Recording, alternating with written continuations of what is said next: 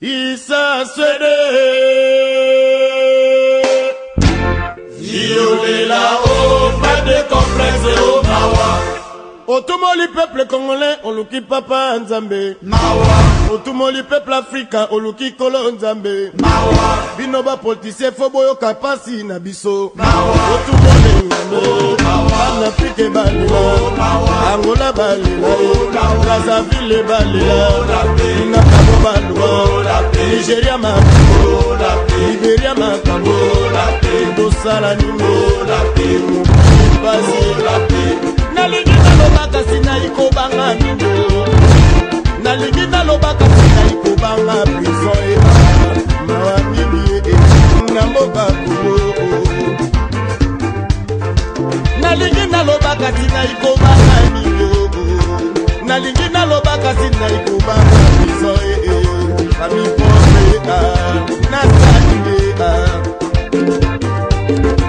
Namboka na biso mwaka moye bebe Namboka na biso dro ya bato e balakate Awa na poto baliaka mango ya Na poto baliaka mpikyo Mokili pasi bolingo ngai na sala Wapiti salera bato bano komande kapasi Zambe ba politique Yaka mokili bebe Moka biso mawako Muna kisangani Nashaba Zaire nyoso Equatere Bolivie bagere Kosomi mondoki moko Okote tumana zamba Likolo bomando kuna yo Likolo ya mabele na yo Otumole na yo Nasara nime Osengi ne la yo Mutu yeba verite na yo Yeba droit na yo Yenge zali mama Mawa minyo Tubele la yo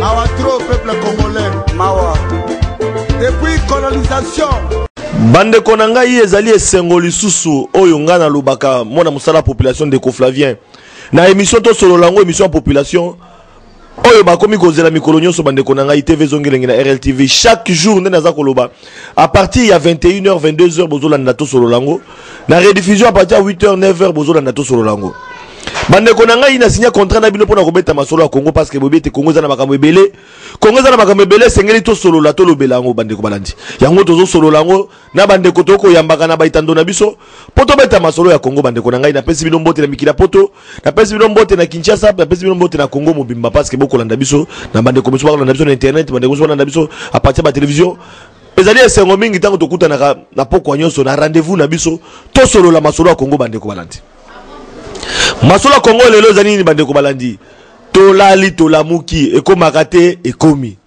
mokonza mboka koloba to akoloba te lelo bande ko nangai mokonza mboka alobi na parlement na congrès bande ko nangai kouta parlement micro ya to solo lango ekomi koluka bai politique ba bandimaka te ke lelo yo discours sur l'état de la nation ekosalema o mokonza mboka lobaka te ya lobaza mo miki ya asona kate abunda kate mais ya lobaka soki esengeli koloba lelo mokonza mboka lobi est-ce que makambo lobi et c'est précipité ma ba congolais nyoso makambo lobi ba imboka ya opposition ba moni yango ndenge nini makambo lobi ba imboka ya majorité présidentielle ba moni yango ndenge nini micro na biso ekotambola bande ko balandi après kolongwa parlement biso yo bande ko balandi toye kokutana na mwana mboka Bob Bolambwe tokobeta masolo na ye bande ko balandi azali moko ya dynamique opposition na éviter benga Congolais diaspora pour tantôt Kinshasa tantôt mikila poto mais lelo azana Kinshasa discours sur l'état de la nation écoute yawa mwana mboka mbote ndeko Flavien namoni kazaka boye outi parlement otoki kotoka na éviter soki journal lelo bilo ba imboka opposition surtout ya dynamique opposition tant ba dynamique opposition to comme la bande ko Martin Fayulu tant to ba opposition to comme pe dynamique et comme le quoi radical le quoi la MLP Afrique Diongo et comme le quoi radical le quoi la IDPS mona mboka Bob les lozo évoluer na opposition politique opposition o ezana kati ya majorité opposition o ba meli supandaka la te ozana kati opposition oyo okotala mboka ndenge zali kokende mokonza mboka alobi lelo touti parlement toye koluka to kutuna ndako maintenant ba kazaka to bito so zaki na parlement donc bimba ngunda to peut to kutuka na ndako de to kutuwana voilà bande ko na ba téléphone ndenge zali ko sonner voilà mwana mboka Bob Bolamboye ba imboka lelo ba ko retenir nini lelo yo outi parlement na kazaka po to kutu na ndako non na outi parlement te na kende na parlement te na korepe oke na parlement te mais na lundi discours il y a Kabila na télévision. Mais franchement, ndeko Flavien, surtout aussi go sola awa. Bima na balabala, tambola, tout na congolais surtout. Le sentiment, taux impression générale, c'est la déception. C'est vraiment une grande déception. Tomoni Mokozamboka a lobby, ben lobby le Komogote. Oh. Donc il a parlé pour ne rien dire. Ozoka. Donc, Congolais n'y surtout Azaï Kozela, y est à se prononcer. Tu vois, tu vois que ma ponami. Y est à Rosala, candidat ou pas. Bissou est très bien que jamais Rosala candidat. Parce que la constitution, elle a permis de traiter. À Rosala, jamais candidat. Batounoye, bah, lieutenant naïe. Bah, colonel naïe, bah, généraux naïe, partout dans la télévision. Bah, ça, qu'on va très bien qu'il y a Rosala candidat. À Rosala candidat, Rosala candidat.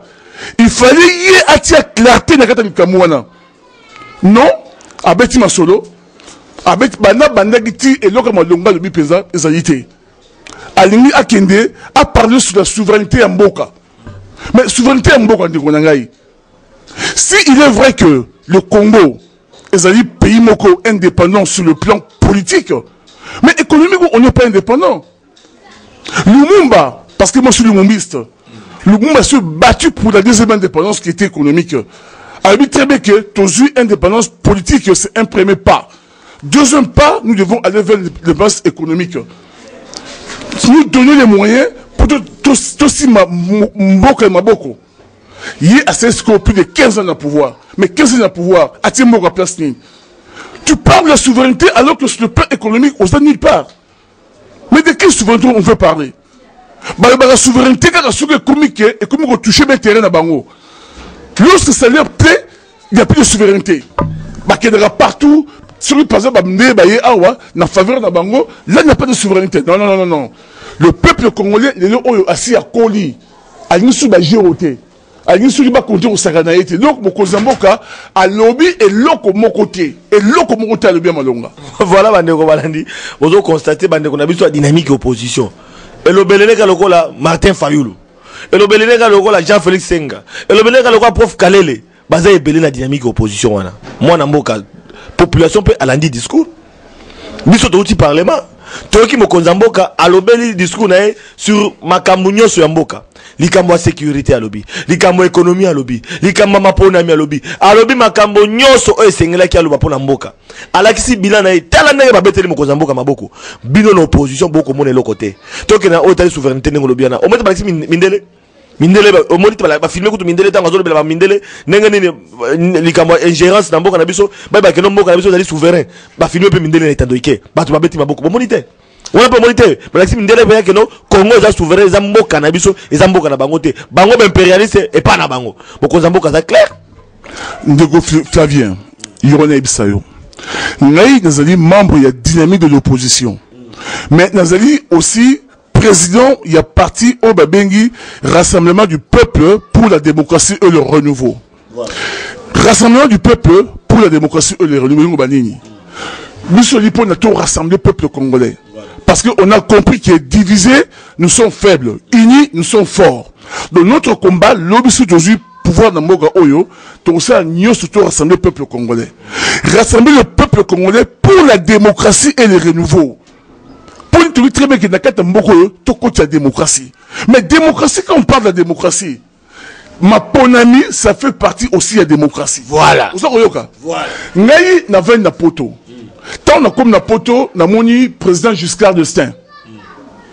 Giscard accueilli, na moni François Mitterrand yé.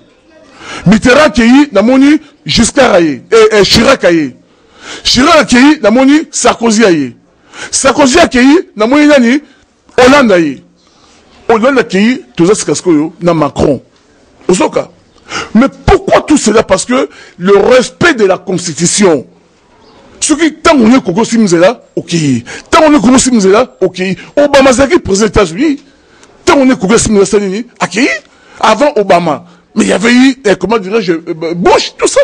Donc, pour dire quoi? Pour dire que nous nous battons pour la démocratie, dans le sens que ceux qui respectent la Constitution, ils ont été, mon code de la jungle. Or, mon conseiller, mandat naïe est depuis 2016. Par la magie, il y a dialogue, il y a 5 ans. Bah, passer encore une année. 2017, mandat est signé. Azaka Rapiaswan. Ce qu'on entend qu'il est ma ponami. Normalement, Azaï Moutimon, autre mec, a coquille que vous avez sous candidaté. Père, vous avez candidaté. Oh. Ah oui, vous avez candidaté. Ça, c'est un. 2. Nous sommes pour la démocratie, mais aussi pour le renouveau. Le renouveau est d'abord politique, économique, culturel et social. Nous voulons dire quoi par le renouveau est d'abord politique. Politiquement, nous nous battons pour la renaissance de l'État dans le cadre d'Amboka Oyo. Mais il n'y a plus d'État dans le cadre d'Amboka Oyo. Ekofo, le pasteur Ekofo l'avait dit. Et tes haïtés, alors on dévoile dans tout avant qu'il y a centenaire, il n'y a plus d'État. Lorsque mon Kozambo a au sein de la mission du discours que voilà, État et sécurité. Mais de quelle sécurité on parle? Lelo Oyo. Bah, tout le monde, colonel Moko Nabunya, Kakasika Sugoyao. Lelo Oyo, quel est la Est, n'est pas pour violer Banabasi. N'est pas à Koboma. Mais de quelle sécurité on nous parle? D'abord, sur la sécurité côté Mandokité, la première sécurité c'est alimentaire. Tamola, la carte d'Amboko, tout le bateau, les mandats Tongo. Bah, ça Rotanga. Il nous parle de l'économie. Tamola, Mboko, sur les Tongo, sur 10 jeunes. Bon, il y a que la moussa na Tongo. Car bon, Tomi Balé. Mais à ça, on le banine. Non, pour dire que à lobby et l'eau moko ya malongati.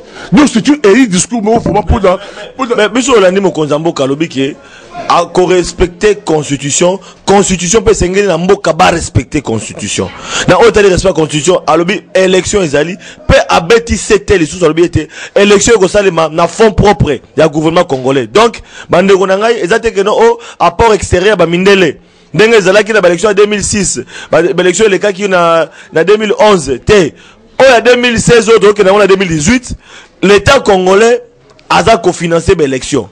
Mais encore il faudrait savoir ce qui mbongo ezali, mais tout le monde connaît na pays mo kazalaki wana a kotala makambo Mokonzambo ka koloba. Yebisa ngai, Mokonzambo kazali clair pour na respecter constitution, azali clair pour na itali maponami, pe alobi ete mongo ya mbokande et ko organiser l'élection, ezali mbongo ba payate. Bien bon c'est très bien. Yo neps, le peso yano. Bisso, tout l'union élection. Nous sommes prêts pour les élections. Depuis 2016, depuis tant mandat en 2016, nous on était prêts pour les élections. Les lois encore, nous sommes prêts. La preuve, toute l'opposition, Tokéi qu'on s'inscrire dans l'élection, dans Babakani, partout dans la provinciale. Là, on s'apprête encore pour aller qu'on s'inscrire dans la nationale. Nous avons 5 candidats déclarés déjà. Martin Fayoulou, Madidi, Moulamboka, les soldats du peuple, Félix Tshisekedi, Moïse Katumbi, Jean-Pierre Mbemba, peut-être Kamere. Déjà Kamere, base du 4 au 6, c'est basé à congrès. D'accord. Déjà, il y a 5 personnalités dans cette opposition qui sont prêts. Et pas d'abord, on est un candidat. Il y a des candidats là-bas. Mais pas de opposition, il y a juste des candidats. Pour dire quoi? Tu as dit prêt, toi qui es ma ponami. Mais attention, tu as dans n'importe quelle maponamité. C'est-à-dire que tout le monde ici notre bonne volonté. Nous sommes pour les élections. Tu as dit pas de quelle élection. Mais élection, pas avec des machines à voler. Peuple est très très bien.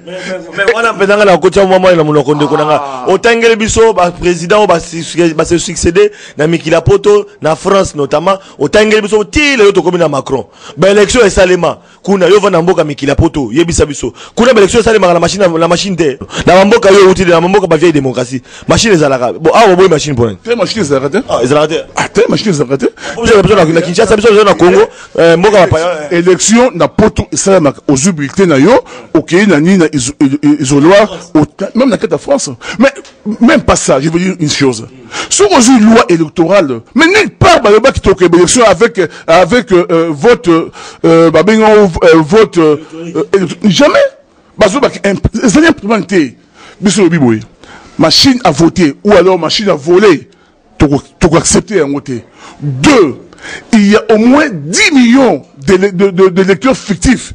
Oh, bah, tu bâtis, bah, on boye pas, bah, où tu dois éviter, bah, ça, bah, prendre digital, et là, mon côté, bah, où tu batouana. Ce qui batouana, nanga, l'on bah, on na kata seni, ton kelema pour les mouanate. Il y a mis ça tout, tu as boye. Ce qui est, oh, mon Kozambo, on est bien, ça y place, on a pourquoi? Parce que, bah, quand il y a 5 causes à qui, bah, quand le bini, c'est la décrispation. Faut, bah, comment dirais-je, bah, libérer. Tout bazana boloko on va que l'exig bazonga ce qui mesure on équité token ma polamité et puis on aurait moins la carte macabonate que quand je parle d'exilé il y a par exemple Moïse Katumbi qui était cité nommément il y a par exemple comment dire Batama Mingi il y a mine toko kendaka jamais na ma polémique oyo soki yé Kabila azali candidat aux oyoka. Ça, il faut pas comprendre. Et puis il y a Souka, il faudrait que, dans niveau, il y a Séni, Mouta UDPS à côté. Mais c'est déjà attendu, Awa. Au moins, de comment le bidangaï, bande opposition, la sincérité, matara aux enchères, pour que lobby, pour que la dialogue, bakota. Le quoi, bande konabiso, matara aux enchères et opposition, yo, bakena FCC, bande konabiso, bazana ba gouvernement. Bon, opposant, banda tongo, boutou tongo, kofinga mokozamboka Joseph Kabila. Bande konabiso opposition, bazana ba institution, ba ministre lelo. Banda tongo, boutou, kofinga mokozamboka. Le quoi, démocratie, on dit, mana, andala, ragane, bafinga kai. Lelo, bakomi ko travail, bakomi ko goumba, mela, écoute, koleka, bande ko majorité. Bande opposition même le lot tala na parlement ba vandi liboso wala tala ndenge ba fongoli ba miso batako tala mokozamboka mais lobi bazali ko finga yi le lo ba komi ba chantre bande ko nangai siko opposition ngo lo ko miso basi ba koti siko bino ba komi ko jouer rôle ke bo de briller pe ndenge ba ko kota na masolo te ezali bongote ezali boy siko to na période auto bengi kiyungulu kiyungulu siko ke ozu fufu hein otie kiyungulu otie boye nsenge otikala fufu okita. Il fallait qu'il y ait pour tout le monde les opposants. Le peuple congolais comprendre qui est opposant, qui n'est pas opposant. Il fallait période où il y a. Tout le monde est autre que bande on est basé au baké na mangeoire, baké coulia. Non, bande quand basé na bande opposanté, pas être une des opposants, le oyo est moins si très basé banane. Mais moi je peux te dire que peuple congolais a yebi qui est qui. Ton peuple congolais, peuple congolais a yebi Martin Fayulu. Peuple congolais a eu Félix Tshisekedi. A eu bango. Donc, les gens, par exemple, Moutoko Martin Fayulu. Oh, il y a preuve, à mon titre, qu'il mène un combat pour, comment dirais-je, améliorer sa condition de vie du peuple congolais. Non! Mais, bon, la Martin Fayulu, pour ça, il faut les parenthèses, donc, après, tu as parenthèse, on a tout continué, si j'ai mis sur ma rambo, il y a discours à Mokozambo, na congrès. Pour la télé Martin Fayulu. Kasi yo la nina baitando ike awa na maki mwana mboka Jean Félix Senga na pesi mbote pour na répondre par rapport à préoccupation de la population ndenge congrès ya MLC Salemaki ba moni président sa Martin Fayulu te bande ko ide pesi ba ko balikambo na ndenge ba monaki makama ndenge kaki ba sepelite ba monaki ba shadari ba tundu pembe na Félix Tshisekedi ba sepela ngote mais Martin Fayulu a keité tango tangi Martin Fayulu lelo est-ce que Martin Fayulu président bande wa pesi invitation à congrès a keité est-ce que ça par exemple la malamu d'opposition politique en haut obli boko linga solo wana oyebiko toujours bête à sur le congrès. Toujours sur le devant dans la poteau. Mais je suis à cheval. Dans la poteau, nous avons dit comme la poteau dans août 80, 38 ans bientôt. J'ai assisté à la vie politique de poteau. N'a jamais parti socialiste à ce congrès à Ben Sabat à droite. N'a jamais. C'est quoi le congrès en fait? Et à un moment où on a vu un parti politique, bon sangani, bon décider bah grandes orientations où on a mis bah inviter le parti amis et frères, bah inviter n'importe qui t'es. Au son cas. Le parti amis et frères, c'est quoi il y a un moment très bien que bah tout. Vous avez congrès, vous avez congrès. C'est une convention. Mais je reviens sur le congrès autour de ça. On invite les amis, bah parti amis et frères. On n'invite pas, comment dire l'autre camp. Le fait que bah invité bah tout là, bah Chadari. Oh bah très bien. Sur bah fille maman naé. On est exemple. Quand invité bah ta modèle Luana. Bon on sait que Martin Fayulu a qu'il place à bon nom. Maintenant qu'il était nous ça il place à. La Timbelagi déjà. Timbelagi déjà. Il y a mon musique. On aurait dépassé ma Timbelagi. Non, bande il est peu bazaki piégé. Pourquoi la motam? Bazaki piégé. Ozoka. Parce que normalement Félix Souka yé bah que Chadar Roya à tout le Roya à l'inga que de communauté. Bazaki piégé tout simplement. Mais pour dire seulement que on se pose des questions. Pourquoi inviter Batouin? Parce que Naoki maman est basé très bien que tous allez adversaire et puis bango bakutana na moi bino bakutana na butu maman il va dire qui peut clair à répondre qui na yamba qui peut lobby yozo le kalelo na yamba qui lobby moi la mboka Désiré Mbozi wa Mbozi a meki ko expliquer IDPS na bino so ba dynamique opposition yoso boko sala makelele ke bango ezali choix na bango ba bengi na moi mais bino bakutana na bango na butu. Bon, na évité une opposition na ba Fayulu na ba Félix bino so kutana na évité très bien que Martin Fayulu ce qui lelo oyo alingaka azala la pouvoir mazana pouvoir akoko vous même premier ministre so alingaka mais c'est un Ali Moutouma OK au moni ngaiko sincèrement pardon ndeko Flavien ngai no moni ngai awa politique c'est d'abord une affaire de conviction. Ozoka. Ce que vous permet à Martin Fayulu, parce que j'ai compris que c'est un homme de conviction. Il n'y a pas que les intérêts. Un homme d'abord de conviction, un homme de vision. Conviction par rapport au combat politique. Par rapport au combat politique aussi, il a une vision. Le Martin Mokonzi, il peut amener le pays quelque part. Vous comprenez? Il y aura un permis d'ailleurs. Donc, je veux seulement dire que Martin Fayulu, ce qu'on a dit, il a pouvoir wana.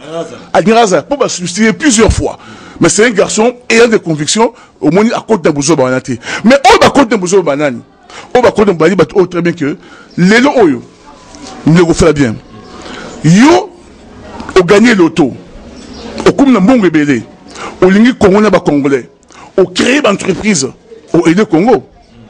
Ngay le oyo. N'a combien de grands syndicalistes. N'a pas défendre le pouvoir d'achat congolais. La ligne Congo, c'est la Congo. Mais monsieur le but très bien que Ngaï pour aider les Congolais, il faut qu'il y ait un terrain politique. Il veut utiliser la politique comme moyen pour aider les Congolais. Au moment là, tous ont besoin de Batouane. Mais oh tu vas qu'il y a un mangeoire, bah il va le biboé. Ah, Mikolo, sur le fond de l'église, ils ont foutu. À fond de l'église naïe, à ce moment qui se naïe, bah l'église. Monsieur le but très bien, ah, Mikolo sont comme député, ils ont foutu. A terri le pangu, a commis député. Les musiciens, ma candidat. A commis député. Les musiciens, ma candidat français dans mon occasion. Français, ce qu'on a assemblée provinciale en haut. Et tout le monde, attends, tout le monde, le roi politique comme blague dans Moka. Le politique comme le roi Arnaud au Sakana en haut. Moutou Moussa, on a porte-parole à musicien, à comme un candidat. Moutou Moussa, on a musicien, à comme un candidat. Musique, c'est ma bête, n'a pas été. Cause à la musicien, mais est-ce qu'on a un bagage intellectuel à défendre Moka? C'est ça le problème. Il faut être capable de parler français, on est capable de débattre dans bateau, on est capable de faire moutou, bakissanamboka. Et là si tu as le lobby aux allez porte-parole, chic niveau mouké, bah le candidat parce qu'il faut qu'il y ait une élection. Mboke zo kufa parce qu'il y a quoi d'autre, il y a comme député. C'est un problème maintenant. Problème il y a un c'est on dit très bien que ah les gens sont comme députés, on a dit tout ça, n'a pas de match, n'a pas passé n'a sa campagne, n'a comme député. Oui, sont comme députés aux ullars d'ailleurs, on va nous tranquille, on défend le peuple été. C'est que, bisous tout ça la politique, d'abord, tout le monde que j'aime le Congo et les Congolais. Mais, là, aider Bango de bon, je vais utiliser, outil politique pour aider Bango. Bah, mon souvent, ça la politique, bah, comme si politique, but beaucoup, objectif à poursuivre. Oh, tu vas qu'il y a la majorité, bah, comme l'opposition. Donc, bah, acheter Mbango, l'opposition, pour voir un candidat, parce qu'on a la majorité place à non, c'est très bien. Ah, population, faut la mise. Oh, yo, on sait très bien que ce qui s'est passé, dans zone li makambo tout makambo ya congrès a été passé wana tous ali mécontent na yango. C'est vrai que MLC ba partenaire na biso na cadre d'opposition tout cela, mais ce qui s'est passé ils ont pris sa propriété. Voilà les parenthèses au fongola ki dokangi mais to zonga siko na maponami mokonzi mboka lobi élection zali la mbongo na biso mbongo ba payate yo vana na France au monde na pays nyonso ils en a pas il y a un partenaire extérieur on l'a qui c'est na contrainte na calendrier atali ça qui était contrainte monsieur zali par il y a financement il y a ba partenaire extérieur mais mokonzi mboka na congrès lelo à se prendre une opposition pour la commission que non ma ponami ezali le 23 donc na ma ponami financement ezali l'état congolais mbongo na biso mbongo impérialiste c'était on a payé bon normalement ma ponami norme ezali kamuya ba paya pourquoi depuis quand ma ponami ma paya ezali kamuya ya mbongo garanti donc le fait de l'avoir dit à de mon côté mais là le secrétaire parce que normalement est-ce que sur une France à celle-ci mais ça na mbongo ba paya yambalo aboyi mbongo na biso mbongo sur France, à cette cible élection, à ce moment pas mon numéro. Pendant une bus pour les élections, c'est la mongue pas na bango. Et c'est un sens mon côté. Mais c'est là la cible qui est na bango, on a besoin de ça. Mais dans le but, hein, c'est une très bonne chose. Mais après ça, bon, parce que tout le monde dans la CENI, c'est un retard. On a expliqué population. Dans le mois de février, mars, avril, on a retard. C'est une chose. Tout le monde a bon côté. Mais non, on a bon côté. Il est bien côté. Que CENI, en retard. Même quand les gens CENI, ils foutent bon côté. C'est bien, tout le monde a bon. Ah, donc, ok, qu'on est là, il peut faire le baga, ce que tu me côté le baga. Parce que moi, décembre, ça, la mingité. Émission à tous sur l'angle, émission population, banana, bandiko, bandiko, bon, bien, de Flavien. Au ben, la bango, bagoyate. Nengo ben, la bango, chaque jour, de Flavien, tout sur la population.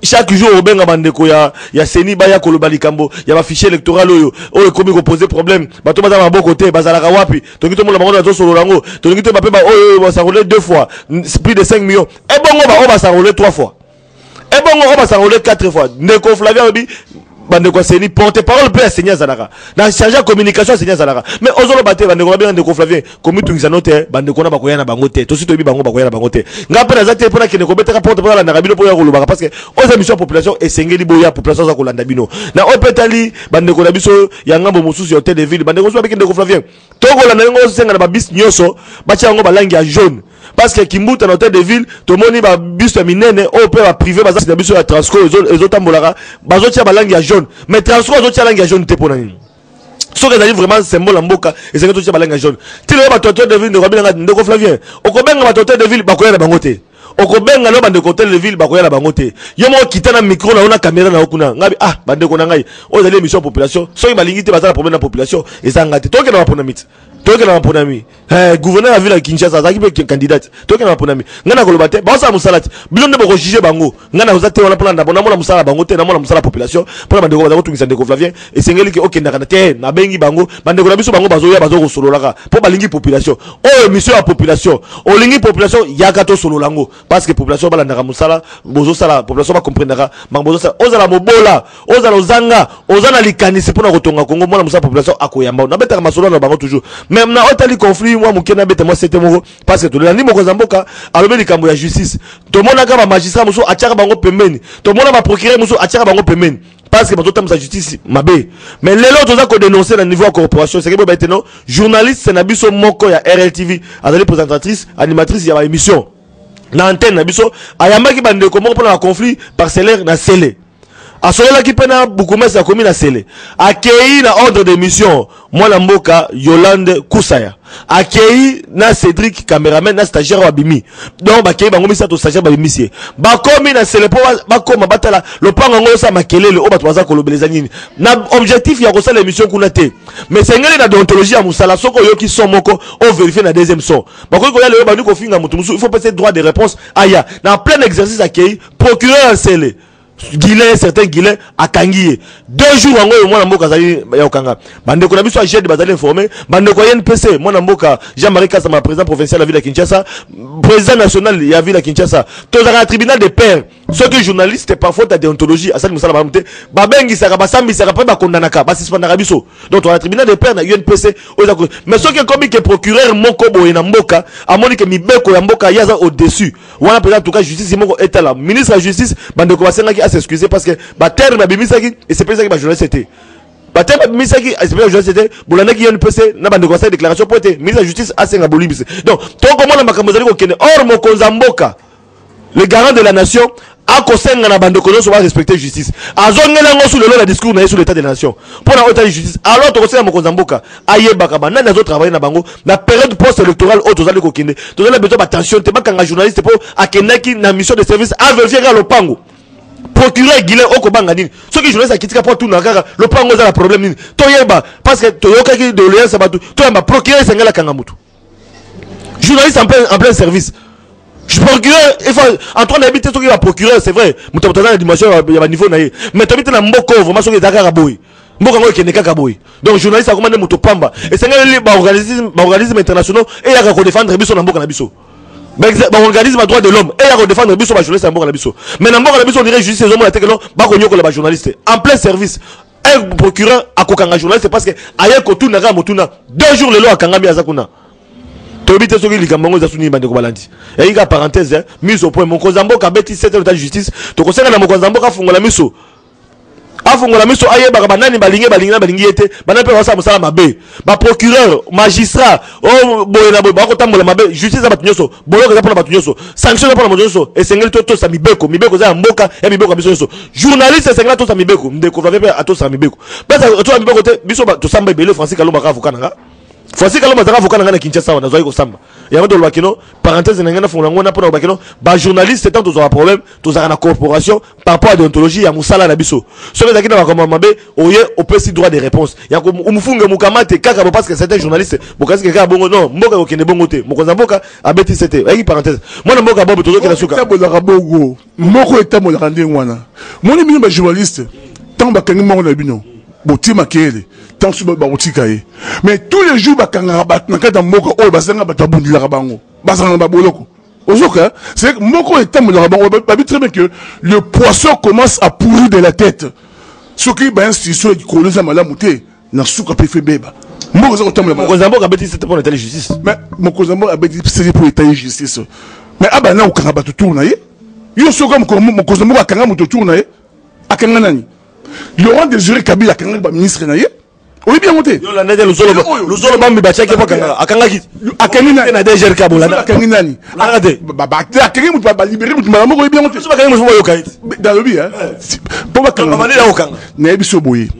tous un système OK donc banda mokozango ka kota na yoka teke bakangi mutu tala basoda oyo kutu conseil national de sécurité a pointé bango du doigt le bazong su bango non bango bango pour yani oyi ma chibe ya général oyo sur général bango là que pourquoi les autres bazong siete l'impunité ne konangai tout le régime impunité tout ça pour combattre l'impunité na kada mboka oyo biso ça combattre l'impunité partout où il y aura l'impunité on va les combattre mais régime oyo l'impunité, ça on s'accommoder d'ailleurs. Moi, nous les journalistes, mais c'est impunité.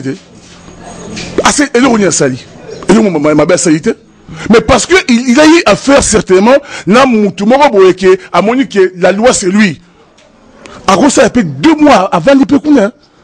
Voilà. Bon tiens ma kele pour pas yoka, bak nous joyer. Sinon t'es ah voilà moi la moka Bob to comme presque la souka yebisa biso le lobo kende la machine à voter corner na ngabi machine à voter ko souka nene parce que déposer déjà ma candidature na bino déposer ma candidature ba candidat na bino yebisa biso succès na biboy si boli ba partenaire mais faut sur le boyo kana non faut qu'il y ait consensus non mais pourquoi toute l'opposition ba lingi machine wana te na bato ba sali machine wana ba boyi machine wana la communauté balingi machine wanati ya linkama pourquoi ils veulent nous imposer une machine que nous ne voulons pas les d'accord réduire bino coût bosenga kina a réduire coût wana encore à Saint-Sylvestre bosenga kina seni a réduire coût ya processus électoral à proposer nos machines aux plus rapides machines aux intellectuels doit la kaka machine faut pas le ba celui qui se libre élection na papier coup ya ngoyo so c'est une élection na machine coup ya ngoyo poto poto mais tu es venu au voter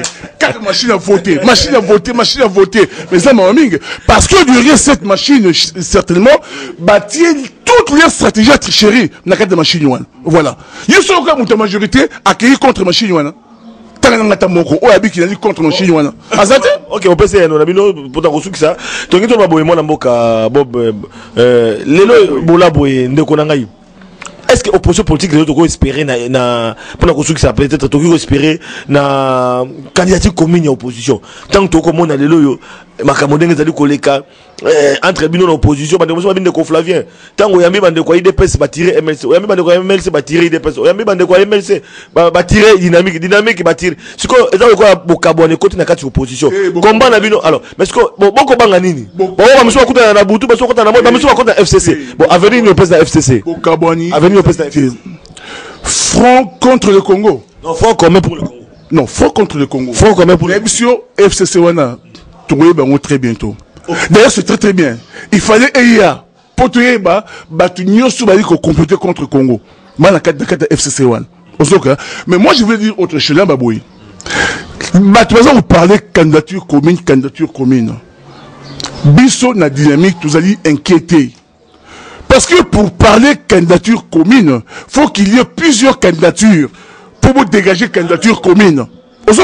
C'est-à-dire que parler de candidature commune, oui, il faut au préalable ma candidature à Ebélé pour tous soit candidature commune. Parce que tout le monde a mboka Vital Kamerhe Sengeli bakuta na mboka mboka Tiens Tshisekedi aux États-Unis et comme agenda na promettre tout akebo finalité ba yokana te mwana mboka Tiens Tshisekedi est candidat personnel mwana mboka Vital Kamerhe est candidat to ngende lokwa ba mbale donc na sorti ya ba résultat mon konzamboka il y a des Vital Kamerhe. Oh, ça passe avec énergie on a et que ça bénéfique pour la population. Est-ce que pas si la population peut être que non, ça dit manque il y a cohésion, il y a opposition politique parce que la population les mis population en non, la cohésion est ali. Nous savons très bien que viendra un moment pour le moment notre combat n'est pas le combat est ali, tolingi une élection crédible, transparente et apaisée. On se rend compte que par rapport à l'élection est ni crédible, ni transparente, ni apaisée, surtout qu'il y a une machine à voter, sur une d'expression, sur qui, comment dirais-je, me cause un mot, quoi, sur qui, il y a un truc, il s'inscrire na provincial. On va encore s'inscrire na national. Mais pour tout qu'il y ait ma ponami, il faut pas répondre à ma condition. Autrement, ma ponami, et vous allez la tête. Vous foutez ma caution, après vous boycottez, vous boycottez. Boycottez. Laissez à boire la caravane passe. Boycottez. Tout le monde boycotter. Seigneur Boyne Kolonga, machine, Tina Souka. Élection bandit. C'est quoi, Seigneur Boya, pourquoi? Ah, ça, c'est pas moyen. Boya, pourquoi, Seigneur? Je veux dire qu'aux Arabes, Batugo, il faut qu'il y ait consensus. Mais, ah, ça, qui clair, Seigneur, qui clair. Il y a un saut très clair. Il y a un saut très clair. Lobby, ok, communiqué. Le renseignement a fait un communiqué. On n'ira pas aux élections. Rassemblement aux choses à la carte FCC. Ezagara Moko. Parce que le rassemblement Zawapi, Oyo Tissé, Etienne Tshisekedi Atikaki. FCC, tu es bien monté. Le rassemblement Oyo Etienne Tshisekedi Atikaki. Atikaki Nani. Atikaki siège n'a limité. Place au Saraba, réunion sur rassemblement. Atikaki Nani. À Nomaki, comment dire? Non. Le rassemblement. Rassemblement. Mais portez pas là. Portez pas là. Bruno Tibala, est-ce que franchement, est-il Tshisekedi vivant? À l'un contre la FCC? Réponds à la question là. Mais on a Ibiza. Dans on a Ibiza, on a questionné Tshisekedi. Au compte la carte FCC wana, n'engage Tibala Sali, n'engage Olenga Kolba Sali, a fait tous ces gens là. N'engage Basali Bongo, est-il Tshisekedi vivant? À côté de la carte FCC? Mais non, au moins c'est ce qu'ils sont te dire là.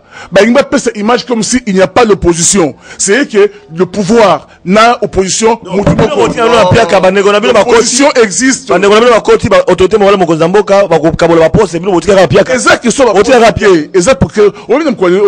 La vraie opposition contre ce pouvoir, c'est le peuple. C'est pas Félix Tshisekedi, c'est pas Martin Fayulu, c'est pas Moïse Katumbi, c'est le peuple qui s'oppose au pouvoir là. On est qui de porte-parole à peuple. Ozoka. Et ça question il y a portefeuille, et ça question d'aller au notamment la gyptonité. Non. Elle est question que veut le peuple aujourd'hui. Peuple le peuple Bakende. Alingi Kabila avant la souveraineté. Bon, il n'est pas le la carte de la constitution. Peuple en opposition de la majorité. Constitution le peuple la majorité va bien Kabila va oumela. Constitution est précis présent mandat 2 fois 5. Si on s'est mandat il faut 5 ans, 10 ans. Peuple balobi hein. Ceux qui vont pas balingi ba un référendum peuple voilà. Balobi mon kozambo kata mandat aussi yo tikala ka wana. Très bien, mais jusqu'aujourd'hui, token un référendum T. Le quoi token un référendum T sur le plan juridique, il n'y a que la loi, la constitution et très bien que 2 mandats point barre.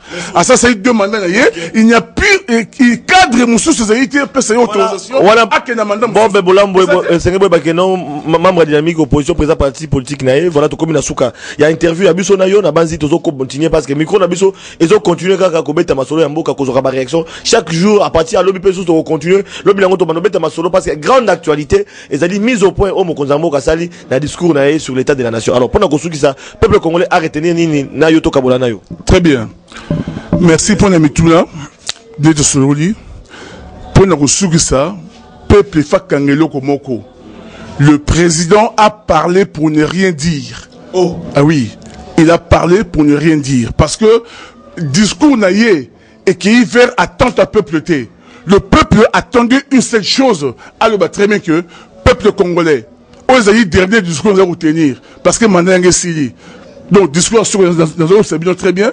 Donc, Boké n'a ma ponami, Ngaï, constitution est réglée quand Ngaï, n'a jamais candidat. Au moins, le président, il y a Côte d'Ivoire, Ouattara, a dit très bien que dans 2020, on a candidaté. Mais 2020, c'est dans 2 ans. Mais le bien, on déjà bien avant. Oh non, non. On attendait un discours. On attendait même à qui vers attendre un peuple était. Au peuple a raison, tant on a cité, le peuple est dessus. C'est vraiment la déception totale. Voilà, opposition politique, on a dit déception totale, on a dit la discours, on a dit, voilà, Balandi, autre, moi, Namboka, mon de Kobob, Boulambo, Oyo, a dit membre, il y a dynamique, il y a opposition. Je pose là-dessus. Voilà, ambiance émission. Donc, on continue, on majorité. Bande quoi majorité, bango ba okaki ngondengeni. Bande quoi na deki ba okaki ngondengeni. Bande quoi PPRD ba okaki ngondengeni. Population pas okaki ngondengeni. Voilà bande ko balandi. Micro ils ont continué à circuler dans mon amboka Joris, l'équipe monene, il y a RLTV Tobi chaque jour à partir de 21h, 22h, bon à rabrancher na RLTV parce que ma solo à peuple et ko bête ma chaque jour na RLTV, rediffusé à partir de 8h 9h, bon à rabrancher na mon musala na binon de Koflavien, to ko bête ma solo Congo. Micro ils ont continué, Maton Domingue.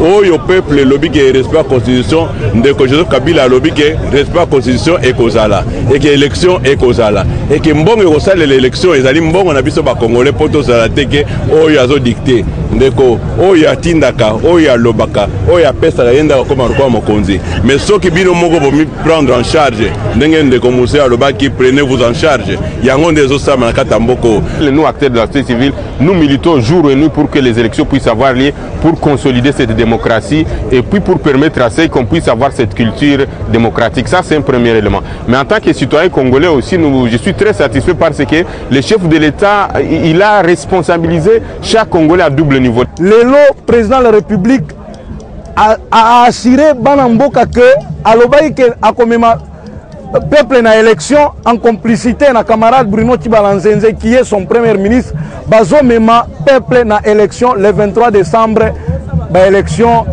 ekozala namoni ke mokonzi mboka alobi penza malamu parce que asali état de la nation a expliqué ndenge nini mboka eza kotambola et puis ndenge personne mboka eza kokende eloko moko et tout biso makasi eza ke alobi élection oyo a réintérêt sous confiance élection gazamé na mbongo ya Congo. Alors mbongo ya Congo lingo la c'est souveraineté eza vraiment na kati ya élection oyo alobi le moja alobi le ngwa malongati a répondre na batante ya population te alobi ka discours ya mesala oloba a répéter ne ka ya ngonga bilan na ye a respecter constitution mais sika dozela ki aloba tout le monde a bena qui est l'ombe nae qui mobali nae tout le monde yango te a voilé makambo ebele alobi ka non mais l'élection kozala et kozala financé na l'état congolais maintenant alobi eza na mbongo te pona élection ya alobi eza na mbongo bon mindele pe bakota te ça va problème ya te mais ozala candidat te ozala candidat te alobi te sali bilon ya règne naena